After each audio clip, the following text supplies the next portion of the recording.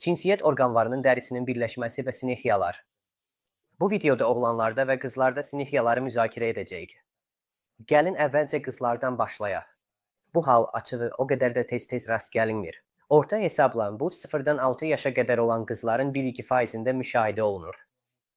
Burada təbii ki, bu barədə bizə ən yaxşı məlumatı ginekoloq həkimlər verə bilər.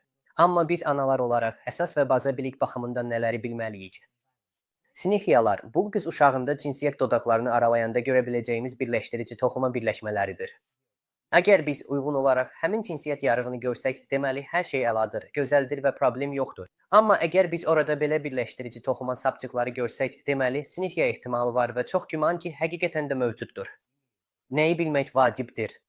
Ən çox hallarda bu problem özü-özünə keçib gedir, amma bəzi hallarda dərman preparatlarından istifadə olunur. Yəni, bildiyimə görə, hazırda Rusiya Federasiyası ərazisində uşaqlarda bu vəziyyətlərin müalicəsi üçün heç bir cərrahi üsul tətbiq olunmur.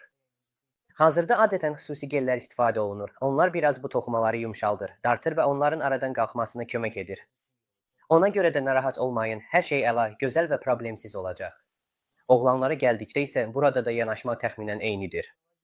Yəni, bizim əsas vəzifəmiz heç nəyə toxunmamaqdır. Əvvəllər Rusiya Federasiyasında bu dartıcı, uzadıcı və sıxıcı hərəkətlər tövsiyə olunurdu. Düzdür.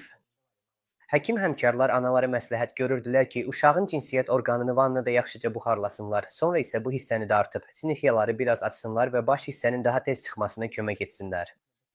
Amma bütün bunlar yalandır, uydurmadır, boş söhbətdir və təxribatdır.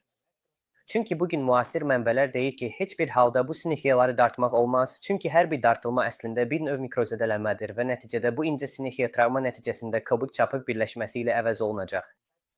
Yəni təsəvvür edin ki, əlinizə daim xətkeşlə belə sürtürsünüz, onda əvvəlcə kiçik bir cızıq yaranacaq, sonra dərin bir kəsik olacaq, daha sonra isə orada çapıq əmələ gələcək. Ona görə də əgər istəyirsinizsə ki, övladınızda cinsiyyət üzvündə çapıqlı fimoz yaranmasın, uşağın cinsiyyət üzvünə toxunmuruq və bu işi uşaq uroloqu olan həkimə həvalə edirik.